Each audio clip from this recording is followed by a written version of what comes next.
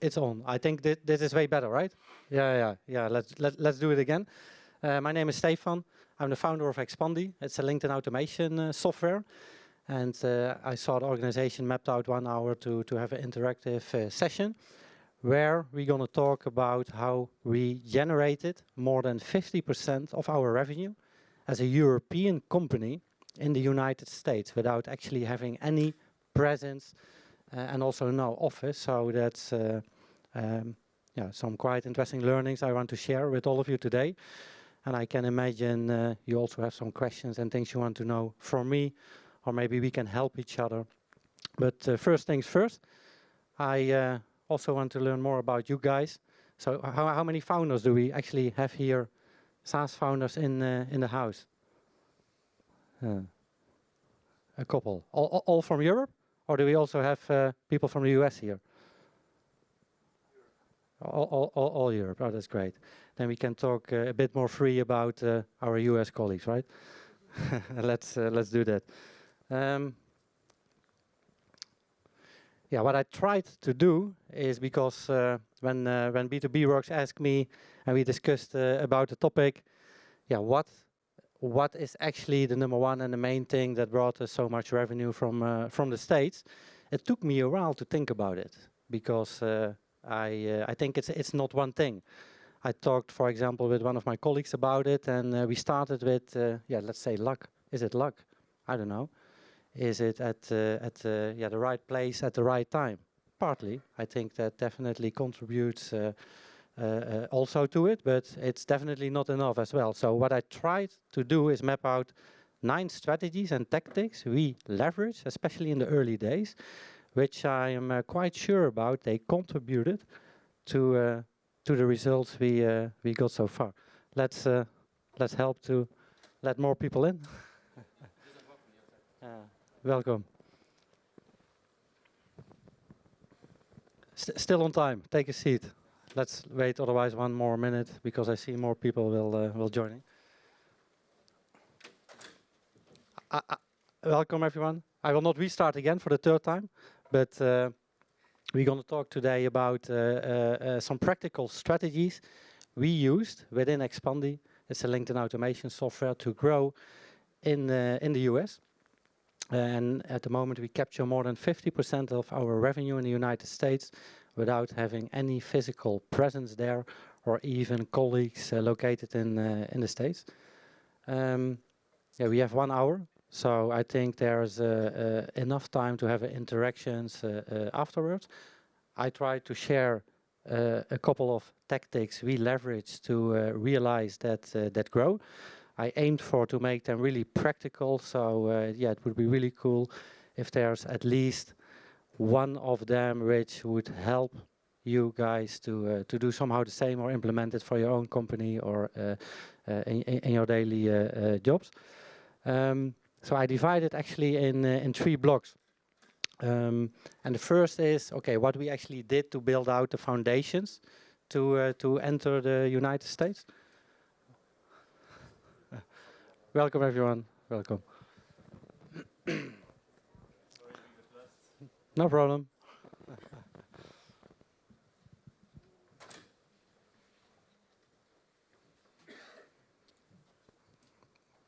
Still some seats free and left.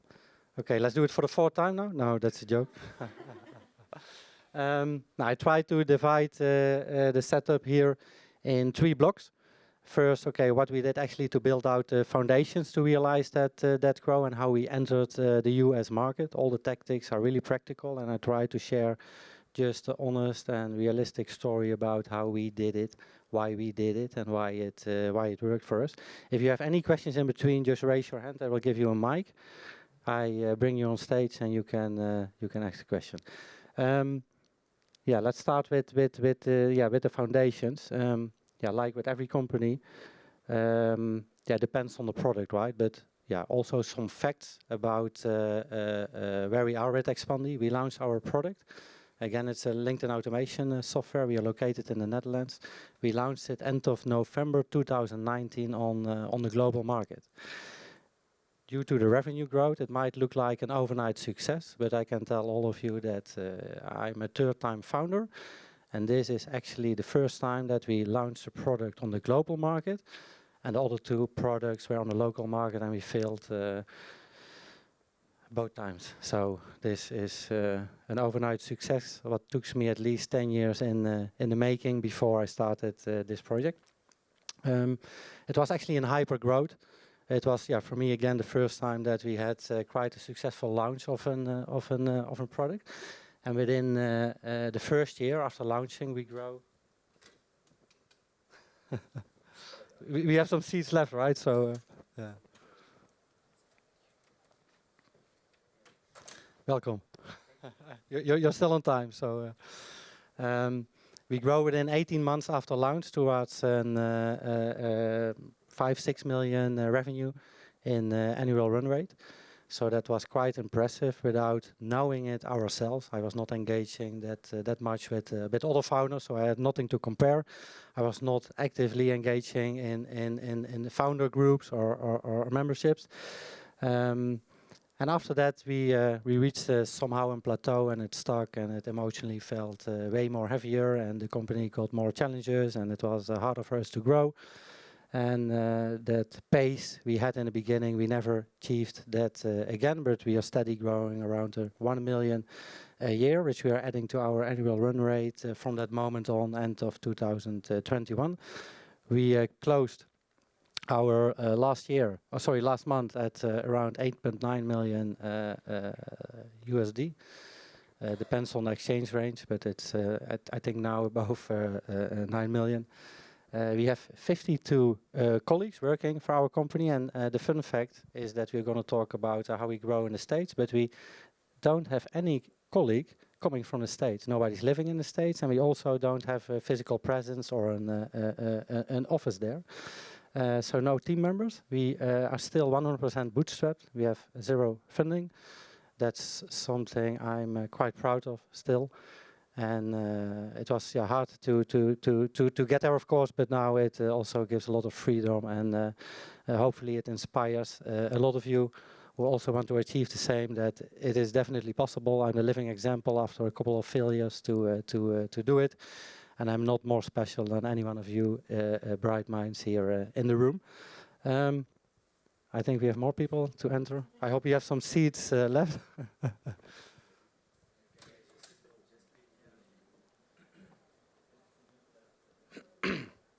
Welcome. Maybe? Or are all the seats taken already? Okay, yeah, let's do it. Yeah? Oh, there are way more. So yeah, let's do open in that case. Yeah, we also got rewarded last June at the TechPon Awards. I guess you guys saw these Alexander and Christian as well walking around on every SaaS event, also here at B2B Rocks. And we got rewarded with the Bootstrapper of the Year award. So yeah, that's something we also achieved and try to leverage in our marketing to take advantage of. Yeah, just some facts about Expandi. Yeah, here's some proofs as well coming out of our ProfitWell account. Is that last year we gathered more than 52% of our annual revenue from the United States. So I think that's obvious, not a bad thing to have. Also, nearly 50% of our website traffic is coming from the United States, so that resonates actually with the outcome here. And yeah, it's for us the most interesting market to grow on. Yeah, again, the foundations. So what we actually did and how we started to grow within the United States. I think first and foremost you have to have a great product, right? But that's obvious. And everybody who starts building something, yeah, we all believe in ourselves and we think we have a great product. But yeah, I think it definitely starts with that. I also found out that yeah, maybe it's better to niche down your audience and find one ICP to focus on. And maybe the fun story is that we made our first GitHub registration in the beginning of 2019.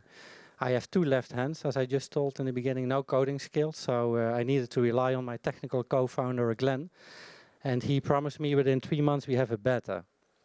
After 2 failed startups, one of them was an IP tracking software. It was called Lead Express. It was actually a similar software like Lead Forensics, Lead Feeder, Albacross, but with a local database. So we were able to detect website visitors, and after running that for a couple of years as a side hustle with just a traditional marketing, it did not took off really, really well. We could barely eat from it. And after having a lot of conversations with our customers, we found out that it was more for them a nice to have software. We focused on marketers and small business owners.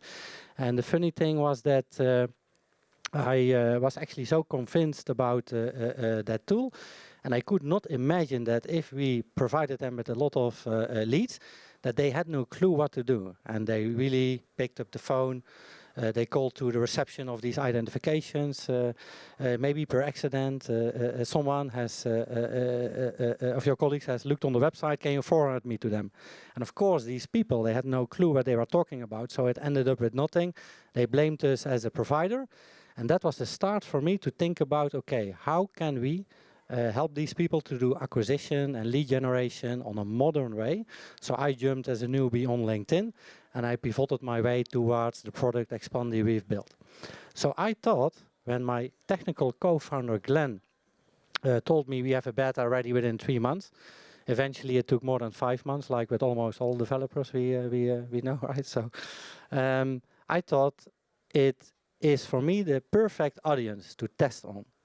Actually, marketers who were leveraging IP tracking softwares. So what I did, I used BuildWith.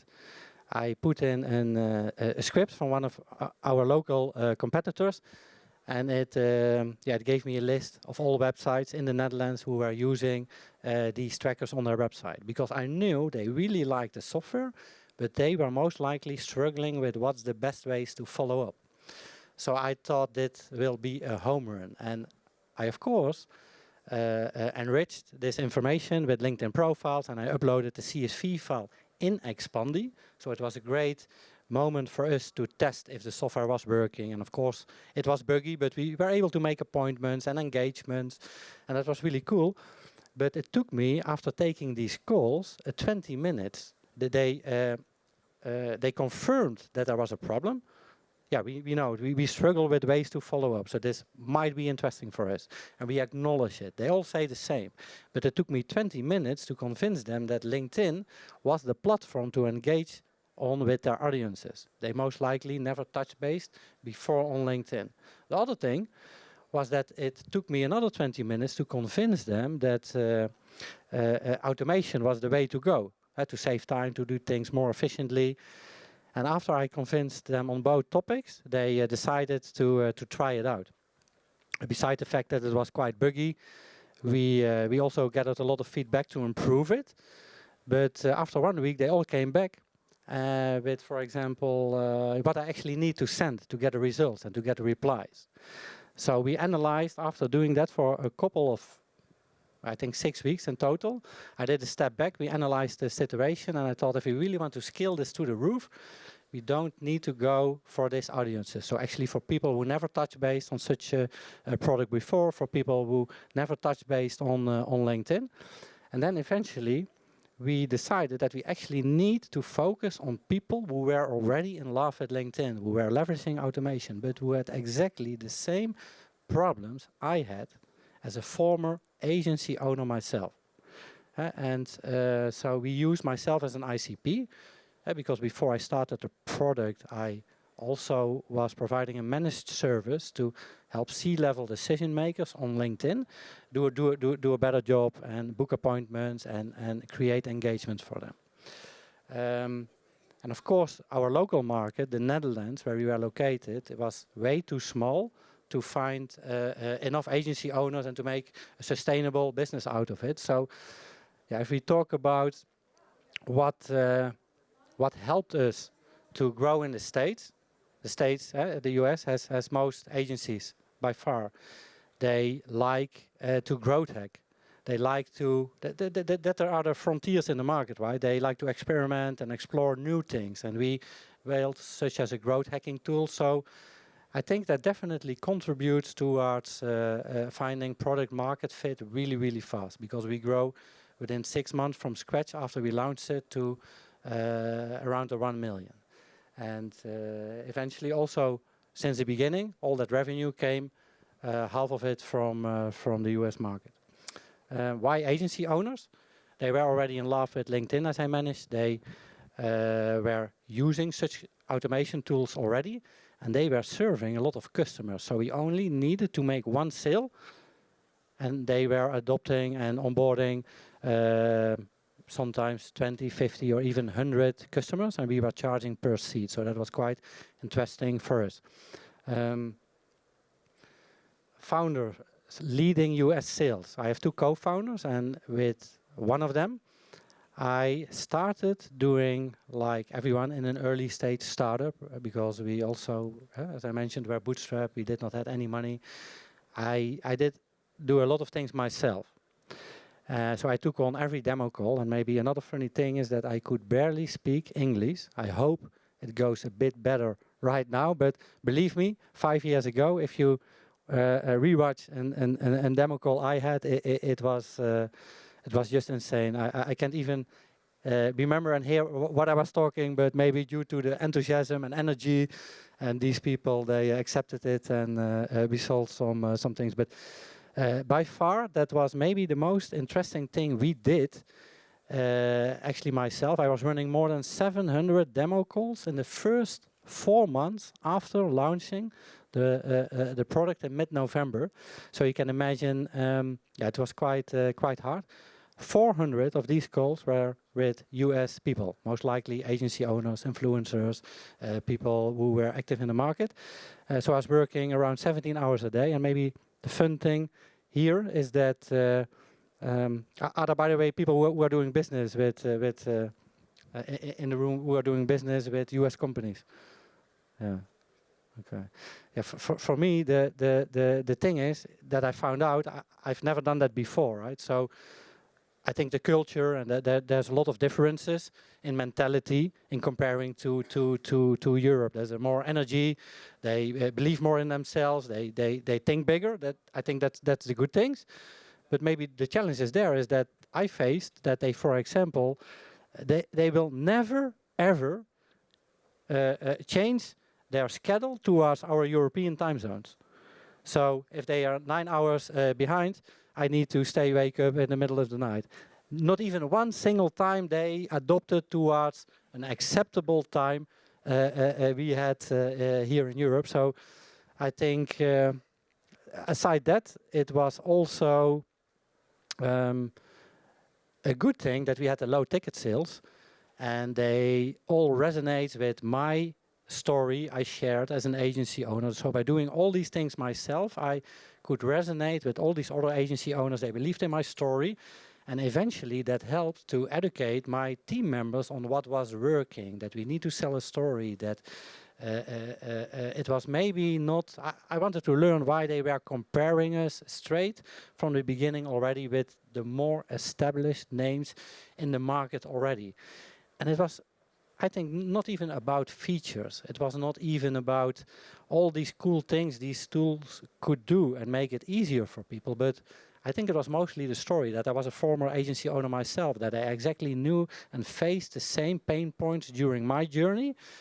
So I think building a product out of your own needs will definitely helps to create a story and to build it out and to convince your colleagues to go with the same story and to sell eventually more there. So I did not burn out, but I had quite of a less sleep there during these time periods. But it was also quite exciting, and we were growing, and then you're always in a good vibe and in a better mood. So that's the good things from it. I think if I look back Now it's called influencer marketing, and we see everyone who is active on LinkedIn promoting brands and affiliates. But at that time point, without knowing it, we were also doing exactly the same. It was just maybe 2 years ago that I actually noticed, oh, it was maybe influencer marketing, or it's now called influencer marketing, where we started with.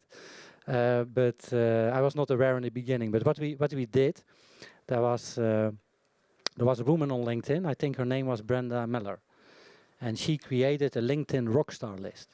And half of the list was with people from the United States, and they all had some, did some meaningful things, had some huge accounts on LinkedIn. And what we did, we scraped that list.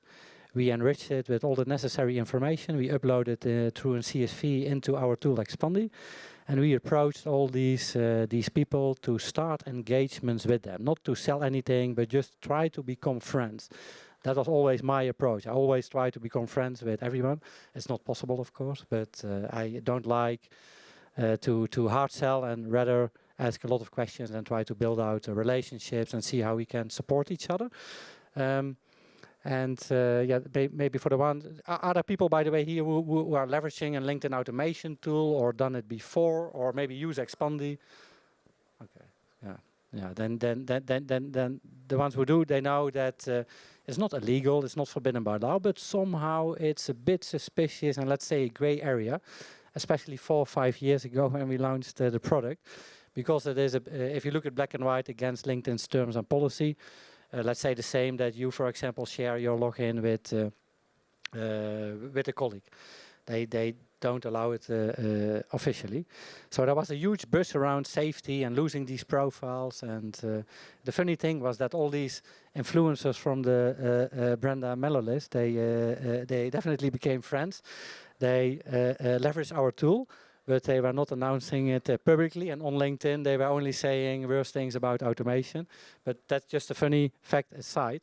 The other thing we did to build the relationships with even more influencers was that I scraped a list with people in the United States who wrote an article, an ebook, a blog about LinkedIn automation where they were promoting a competitor tool.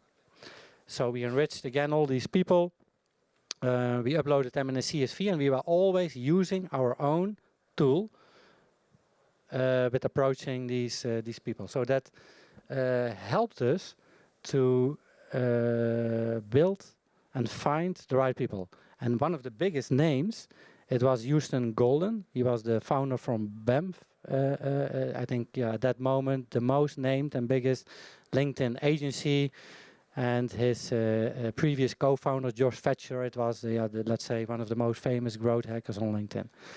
I have a really great story to tell at the end, because it's not structured in that right order, about the LinkedIn Bible, what helped us as well. But this is the guy, Houston. And he was using, of course, multiple tools. And we approached him, and he replied to one of my messages, which we sent actually through our own Expandy tool. So that was quite funny and showed and proved that it was working. And he took on a call at 2 a.m. in the night for me, because he was also not adopting towards our European time zones. And we actually became friends. And he said, if your tool really can solve the problems where I now need 2 tools for, then I'm your man, I will promote it, and I will use it with my whole agency. So we were quite excited, and indeed it solved both of these problems. And we gave him a free account.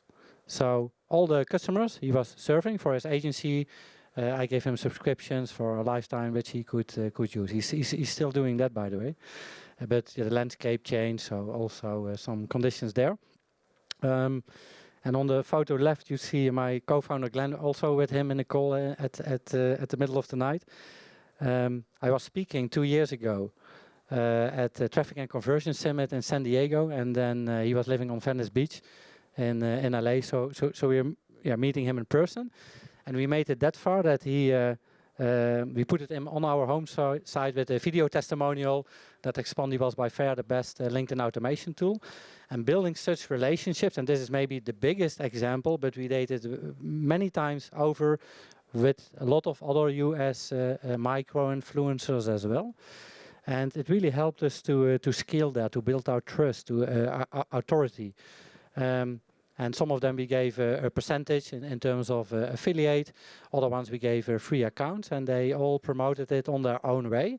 And what helped the most in the early days, because everybody was doubting safety and should we need such a tools? And then we could easily say, we are backed by all the industry leaders. Just ask them. Houston Golden is using us, and way more many names. So that really helped us in the early days to build out a trust and credibility during our journey. So I think still micro influencers, for the ones who are not doing it or discovered it yet, is one of the ways to go to grow in the United States.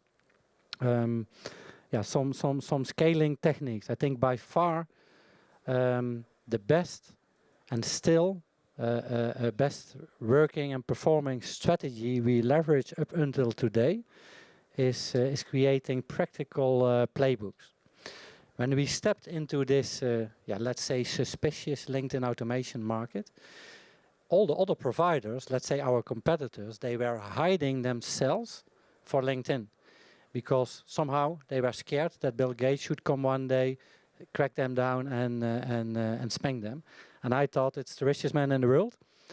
Most likely he will find me anyway, even in the small village where I live. So let's not hide myself and just try to manage Expandy as a normal company and use myself as a face of the brand to build more trust.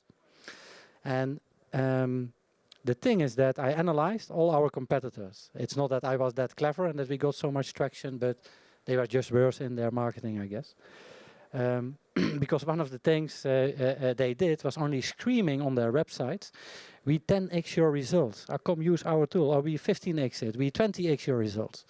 But nobody was actually teaching on how to do that and how to get these results, what actions you need to take, what steps. So we were using our own tool to the fullest to create the most interesting and out-of-the-box strategies, which helped us to book, for example, the 40 appointments by scraping this list, by doing this and doing that.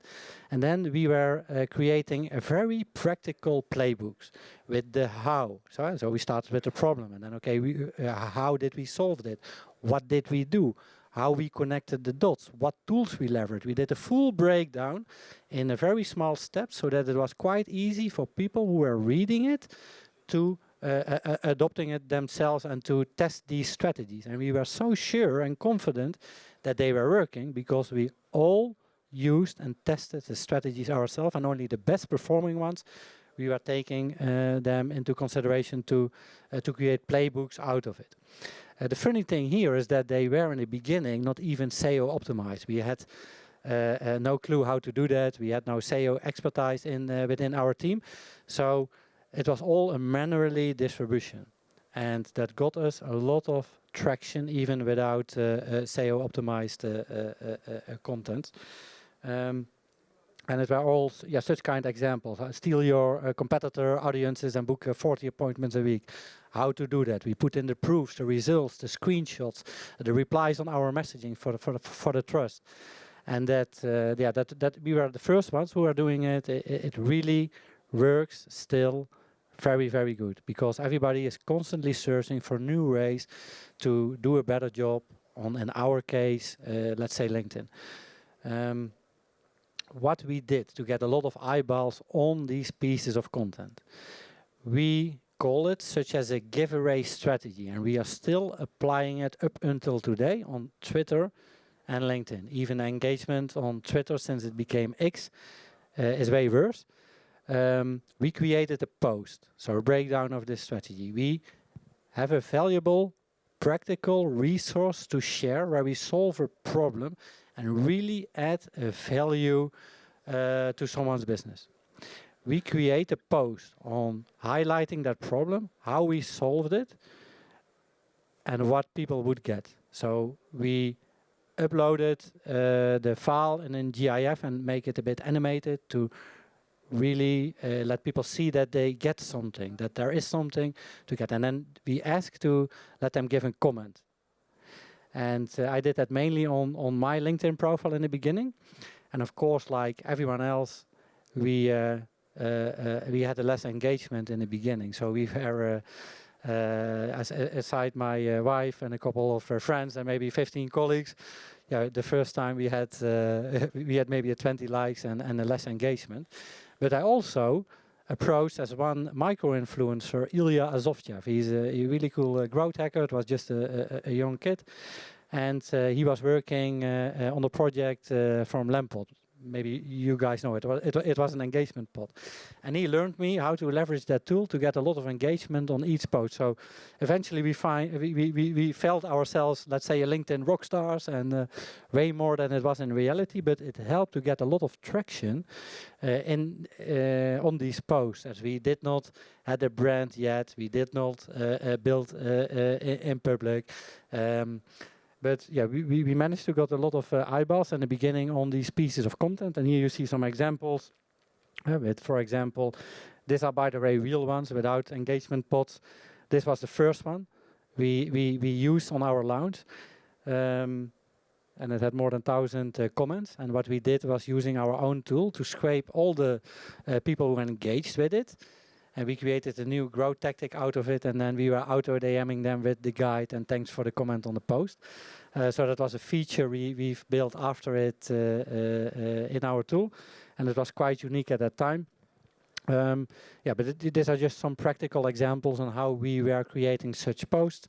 We did that mainly on LinkedIn, and it became quite successful.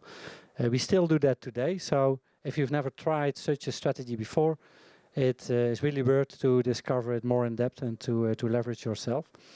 What we also did, because I just told that we did a lot of manual distribution instead of optimizing it through SEO in the early days, is that we were breaking into a lot of communities. And at that time point, we did that especially on Facebook.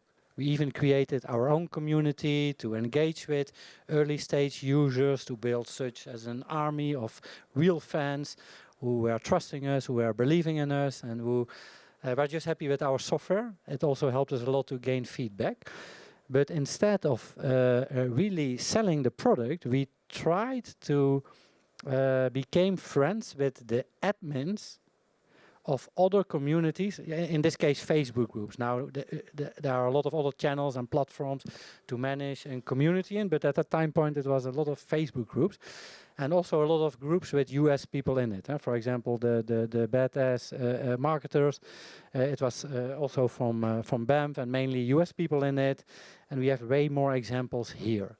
So I approached, after joining the group myself, the admins of the group, how I was able to contribute and bring value to this great community by sharing learnings and playbooks to educate their users on doing a better job on growth hacking, on lead gen. And we applied the same strategy as we did on LinkedIn. So we did such a similar post with a GIF and a guide. And then we ask people to comment on it, and then we send them a DM. And the funny thing here is that we were not able to automate Facebook, so we followed up with my team members, and it was quite just maybe 5 in the early days.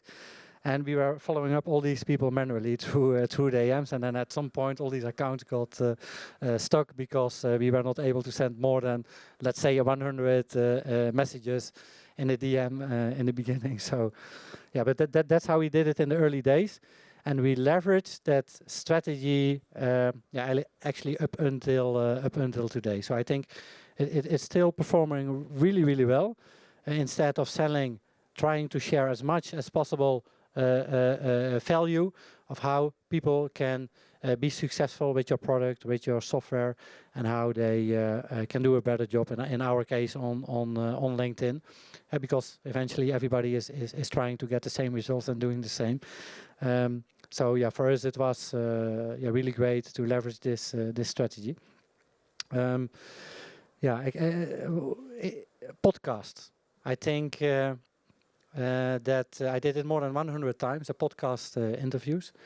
And I think half of them were with podcasts from the United States. In the early days, I even needed to hire or work together with an agency specialized in bringing me into podcasts. But that was, of course, because we had no brand, we had no authority. People did not know us yet, so they really needed to push and sometimes even pay them to get me in a podcast to share our story.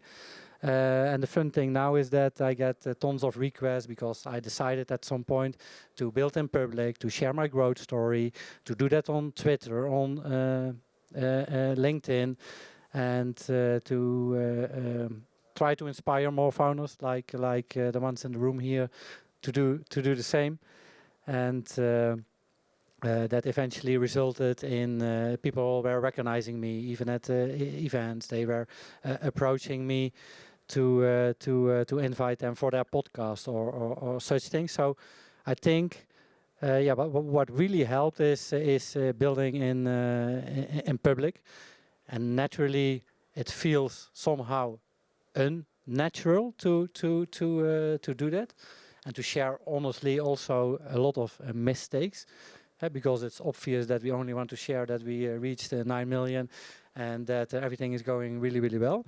But that I lost 500K by making a wrong decision, and that some of our clients were not paying us. That are, of course, worse things to share.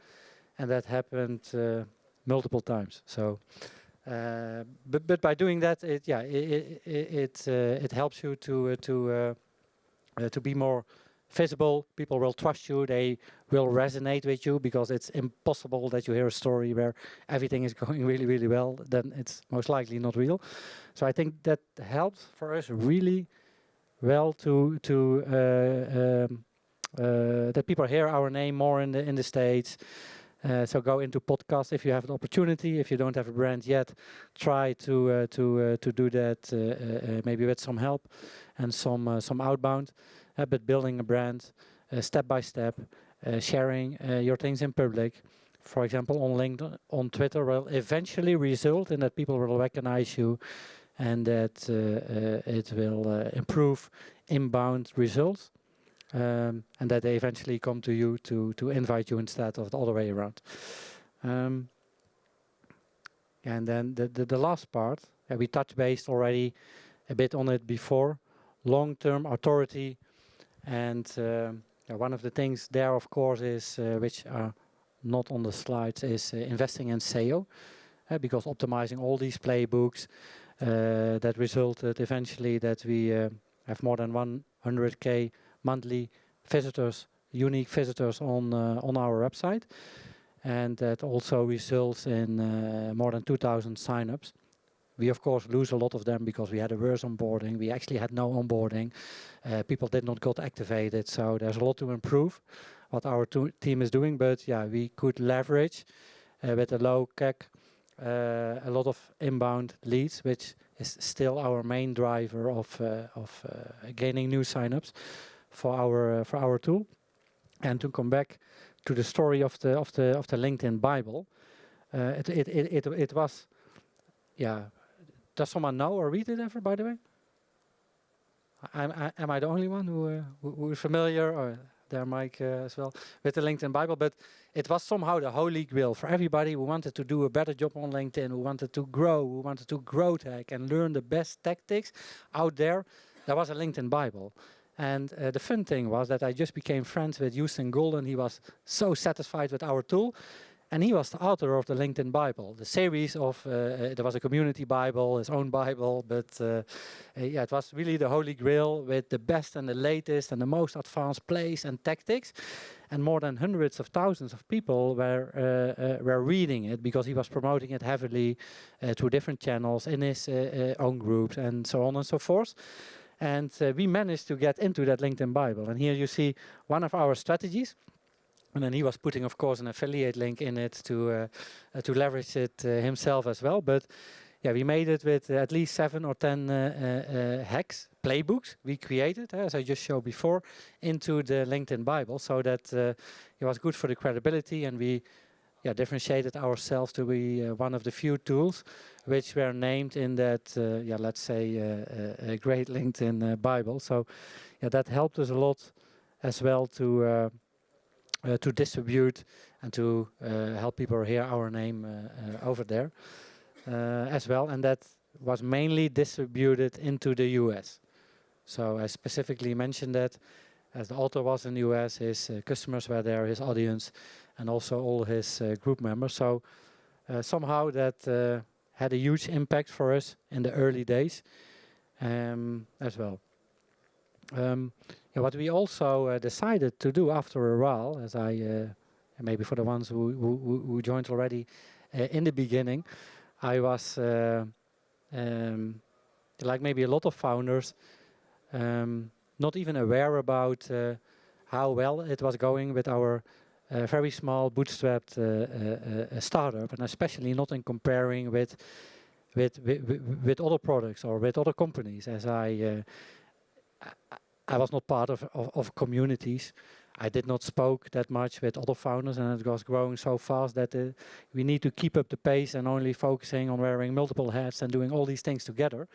And at some point, when I was sharing that story that we grow to 7 million within 3 years, fully bootstrapped as a Dutch very small startup, people motivated me to share that story more in public, not to let's say elevate myself, but mainly more with the idea and the intention to inspire other founders. I'm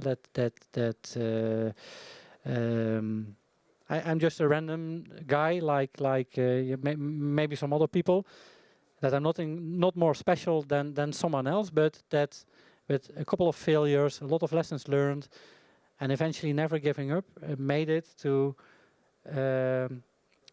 grow this third startup to this revenue range. So that was the idea behind, and then we wanted to provide some practical use cases which helped us to get there. A lot of them I already shared today, and that ebook, From Zero to SaaS Hero, that went viral, and a lot of people were reading it, and we exactly promoted it on the same way like I did with the playbooks. So we generated a post, we asked people to leave a comment, and this post got close to a million views. So it was by far the best organic post I ever did.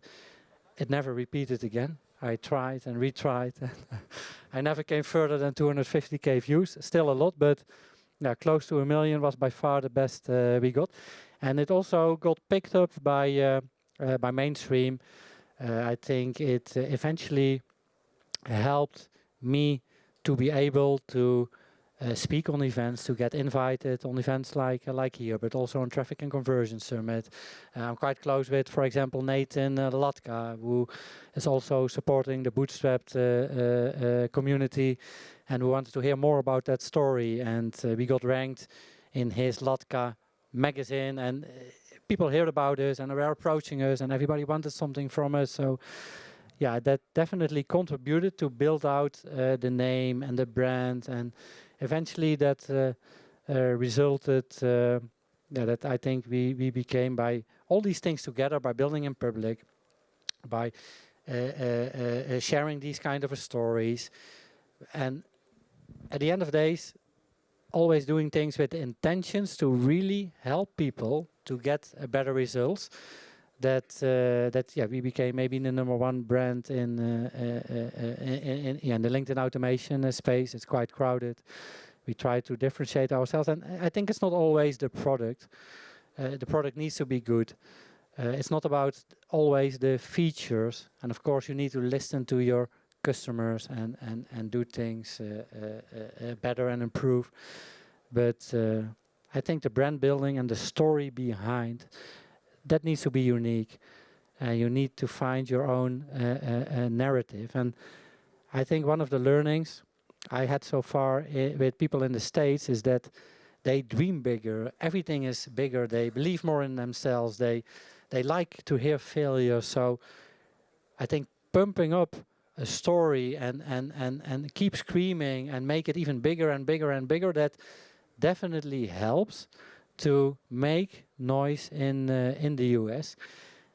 And as Europeans, or at least for myself, as a just a simple Dutch bootstrapped SaaS founder, I always try to be humble. So it's far from who you are yourself as a real person, but making the more noise you make in the US and screaming louder, it really helps. It really helps. Believe me, that's one thing for sure. Yeah, we touched base on this before.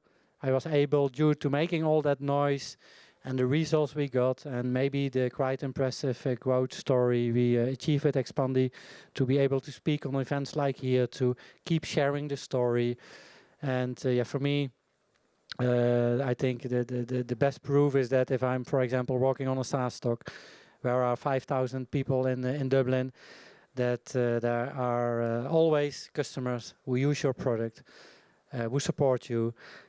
Some of them even want to make a picture because they see you for the first time, or they recognize you as the LinkedIn guy who keeps sharing content all day try to do it for the better. But yeah, and that's the TechPomp magazine, where we also got rewarded with the Bootstrapper of the Year 2024 award, which I'm still quite proud of. Yeah, we try to leverage all these things in public and with a lot of publicity. So yeah, this is what I think definitely contributes towards maybe a unique situation where we grow in the US without having any presence, a physical office, not even a colleague. And why we did not hire actually colleagues in the United States, because I think, to be fully honest and transparent, we were shocked somehow by all the salaries because they were twice as high as we are used to here in Europe. And I think that was first and foremost for us the main reason to not do that. And yeah, things are changing, so never say no. But that's yeah how we actually went here. For the ones who are still here in the afternoon, I also have a fireside chat on the master stage with Nathan. For the ones who know him, he usually will always squeeze out a lot of numbers. I'm definitely not a numbers guy, so that could be funny. So if you can make it, yeah, feel free to join. I think we still have some time left. So for the ones who want to ask questions or engage with each other, let's bring it up. Who want to be first? Hi, hello. I'm Julie Cadelen. I was working for WebHelp in the BPO industry. Thank you for the presentation. Amazing how you landed in the US from scratch. I couldn't help but notice that at the very first chart you showcased, you grew very quickly in the US, but now you're actually growing quicker outside of the US. So don't you think this strategy around brand awareness or personal awareness, because actually it does feel like they're more buying you than the product, do you think it will work on the long term in the US, or do you need to shift your approach and maybe, as you said, hire someone ultimately to actually go and sell the product, not just Stefan? Yeah, I get somehow. So you're right, and if you focus in the beginning on one ICP, which let's say two, were for us agency owners and growth marketers, due to all the noise. It's French, it's normal. Oh, okay. Yeah, let's come back to answer your question. I think honestly, due to all the demand and the branding and the noise we made, we also attracted a lot of other audiences who wanted to use our tool, which were now agency owners, which were maybe just, let's call them the single users, which wanted to use it for other purposes. And that also resulted, for example, in the fact that we had a higher churn, because the product was maybe not ready to go mainstream for these audiences, as we had no onboarding, and they dropped off really fast, and we brought in thousands and thousands of new signups each month, but maybe we lost 70% due to all these things. And so I think that's That's also a thing that came out of as a result. The good thing is that my one of my technical co-founders, he is also leveling up on LinkedIn and trying to do the same now, with other intentions. To build out more relationships, to build more stickiness in the tool, and see, okay, with what kind of tools we can collaborate and integrate, and do it more from that perspective. But somehow I definitely agree with you. Yeah. Hello. Talking about build and public, would you say that you started to be like well known on LinkedIn thanks to your partnership with US influencers, or when you start talking about numbers? Because we know that, for instance, on Twitter, when you talk about I've built a SaaS from 0 to 10 AR million dollars, it works. So when did you see a shift in your LinkedIn post, LinkedIn influence? It's something I did not manage here in the presentation, but what we also did was hosting a lot of live sessions, let's call it webinars. And then we partnered up with tools or influencers or people which had complementary audiences towards us, and then we promoted it together. And I think these things definitely contributed in more followers and a grow on, for example, the platform LinkedIn, as we were actively promoting in these live sessions to follow us for more content and to just send a connection request if they want to learn more. And we kept doing that on a very sustainable base. So I think that was also one of the main drivers to do that. And these giveaways, because before we were able to send something to a person in a DM, they needed to be connected or at least following us. Otherwise, it was not working properly. So yeah.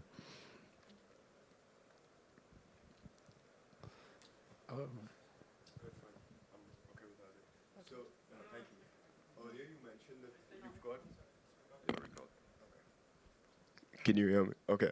Earlier you mentioned that you've got 52 employees only across Europe and no one in the States, right? But the time difference is definitely a challenge for you. So how do you deal with support, like customer support, after-sales services? And again, now that you've reached a scalable level, I would say.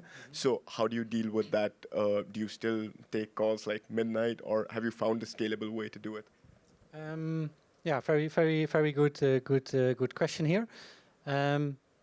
We became, because we launched our product, let's say quite recent before COVID kicked in. So we became somehow a remote company. We have an office in the Netherlands, and we have also an office in Lithuania. And there we cover the support. We have more than 14, 15 support colleagues, which taking care for first line support. And they do that in time zones where we also cover fully our US customers. Because the thing I found out as a difference in comparing to European people is, let's say on average, right? For me, it feels like if someone in Europe, or let's say anyone in the room here, if I explain to you, okay, I promise you something, but it became somehow quite busy, I could not make it, can we arrange it tomorrow again? You will accept it, most likely, if I just have a proper explanation about it. But I was in shock that these things are not a common thing for a lot of US people. They stuck to that thing, and you promised it, and if you not deliver, I immediately go. And so that brought a lot of pressure on the support, and in the beginning it was quite often breaking. And without knowing it, for example, in the early days, we still use intercom, but we had let's say a fake names as a support agents there. I and my technical co-founder were serving these chats in the middle of the night ourselves, but nobody knew it. So but we do it now still from Europe. But yeah, we work in different shifts to cover these time zones. Yeah. And just one more thing, like why Lithuania? Any specific reason? Yeah, at some point we needed to level up and set it up on a more professional level, and there was an external guy we hired to cooperate with us to do it. He was from the UK. His name was Patrick Collins, and after a while we got somehow in a conflict with him. But he built out a team with all Lithuanian people, and they were actually doing a good job. So we decided to keep it there. Yeah. Hi, I'm Sandrine Pichafré. I'm an international fractional CMO, and I'm helping companies to go to the US, which I know pretty well. And as you said, and the message you deliver is that trust is everything for the US and the story you are buying. But it's an additional question. How often are you going to the US? Because is there need to meet you at a point to see or you are real? And my other question is for B2B, more complex solution, because I understand that it's possible to do what you have done. Yeah, but I also agree with you. It's quite easy to adopt. People can switch. It's a low ticket sales. It's a PLG. They can do it through self-service. Let's say so. That makes it easier. I definitely not even doubting a single thing about that. I went maybe in total 6 times in the US myself, and only going to SaaS events there. Yeah, but I did maybe I think 50 podcasts, also online. But I took on a lot of calls with all these customers in the beginning, or people who did something meaningful in our space or on LinkedIn. So I always try to be visible, even if I was not in person there, but with let's say an online presence. And for more complex solution, what are your recommendations? Because interesting question. To be fully transparent, I have no experience there, but I think some of the things we did is it could be applicable as well. I should say definitely the strategy with let's call it influencers, partners, affiliate ambassadors, creating ambassadors of your product. Of course, it depends on how you sell. What is the trajectory? What's the how long will it take? But I should definitely think that also will work for building trust. If you are backed by people or industry names who are using it. Thank you.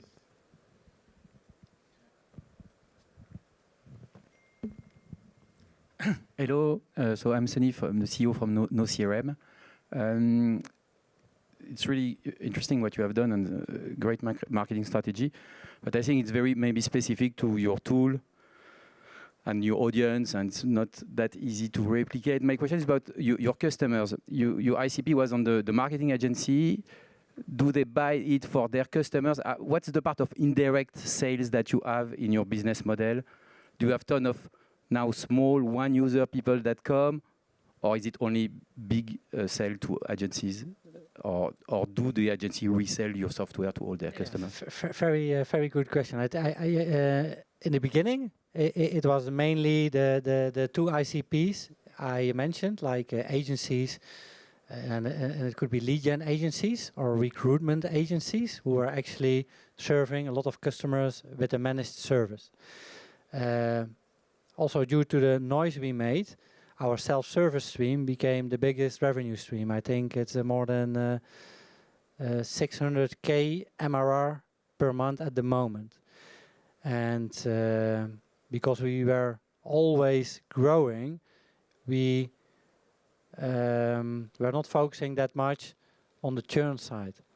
But if you reach a plateau, then you need at some point you need to start detecting what's going wrong. And maybe our tool was not ready to go mainstream for self-service, because it was designed by our developers with the best intentions, and it started maybe with 2 features and a connection request and a follow-up message.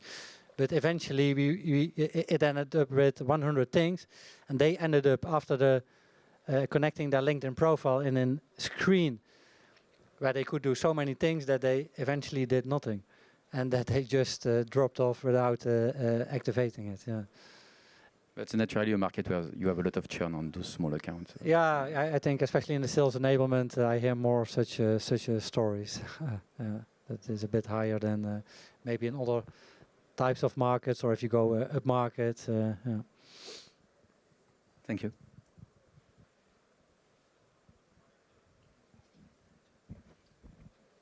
Cool. Thank you so much. Amazing story. So thanks for sharing. So I'm Leo Donès. I own a few business in Australia and Europe, and I'm a big believer of diversity in teams. So I'm wondering if you have any American actually in your own team in Europe, because there are a few of them that are great salespeople, and looking for remote opportunities. And so have you thought about hiring American in your team? We have not a single person yet in our team with who has a American nationality, but we are speaking right now with one candidate who is from the US but who is living already for a while in Israel. So that might be the first one who we will add to the team with a real US mentality. Okay. Not the best time zone though to serve the. He'll wake up very early. Okay.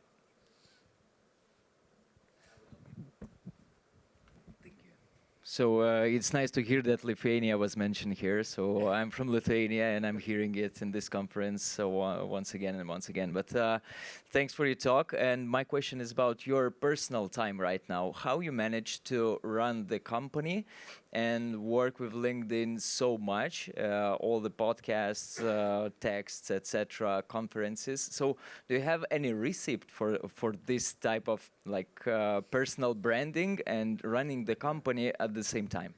Yeah, the real story here is that if you get a traction and you build something on your own from scratch with what always starts with an idea, right?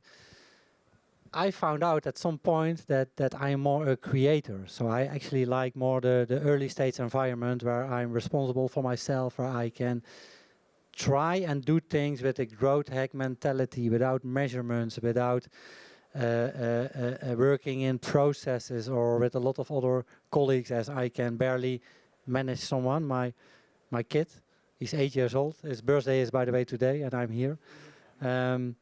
But he's not even listening to me. So I am not the best manager, or let's say founder, who can take an active role in a scaling startup. Even with all the profits and all the good things we were making, I felt at some point really unlucky that if this was continuing that way, that everybody wanted something from me internally, it really depressed me. That I needed to go every day to the office, and that I need to help structure things and thinking about topics which were so far from me and had actually nothing to do with what I really liked. That I think it's good to have co-founders who are complementary towards you.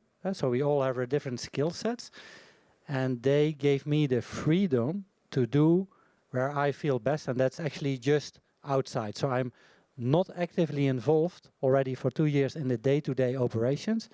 They gave it a name like a chief strategy officer, but just try to absorb as much as possible information from outside, be visible. So I only spend my time, except some management meetings, I of course need to contribute to doing all these things. So the disadvantage of that is that I have a young family, and I'm traveling a lot, and sometimes I'm not able to be there on, for example, his birthday today, which also hurts me. That's then the side effects of doing all these things. But it also brought me a lot of good things. Be able to travel a lot, see new places, which I had never opportunities for in my life, also not financially before to travel, or you will always find another excuse or so, right? So yeah, having co-founders who are complementary, I think that's the trick here.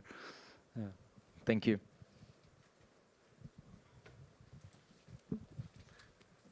Hello, very inspiring. Would you do things differently in terms of go-to-market if your focus would be Europe, if it's not the US?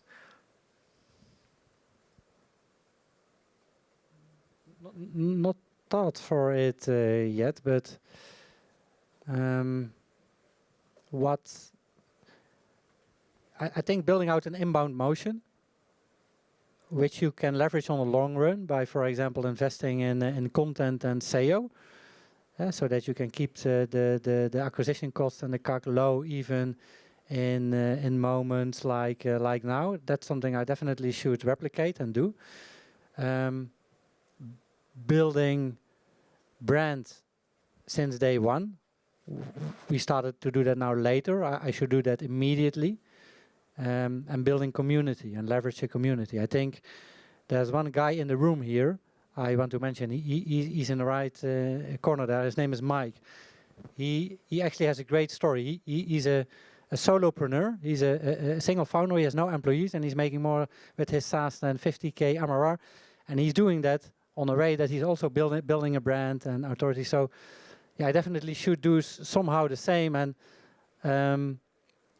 I have a lot of respect for example, doing that alone without having a lot of headaches with people and managing and structuring. So I'm actually quite jealous on him. But all kudos to Mike. But yeah, these things I should replicate immediately. Building community, building brand straight from the beginning, and go double down on content and SEO. Yeah. Thank you for the presentation. It was really inspiring. Back to the beginning of your journey, because I had the feeling I'm just running through kind of same stories, especially the 400 or 500 calls you've been having with your users or customers. My question is, were you focusing on selling at any cost, or at just getting feedbacks and insight from the experience with the product, or what was the objective? Yeah, the last one. I'm not a hard seller, as I mentioned, so I always had the intention to learn how they, for example, would use such a tool or gave feedback from a user perspective. And one of the tricks I applied was that if I targeted an audience who were using already a competitor tool, then I was just creating a comparison page. Now you see them a lot, but 5 years ago it was not that obvious to do that. And then I kept asking questions. What was there, that I was also a user of that tool, but that I faced some challenges myself, and that I was quite interested to learn from them how they were using the tool, what were the disadvantages for them. And after a couple of tweaks, it always turned out that 80% of the problems I had on the landings, on the comparison page. And then the only question I needed to ask was, if I'm able to solve these things for you, would you be open to give my software a shot? So yeah, that's how I mainly did it. Yeah. Thanks, everyone.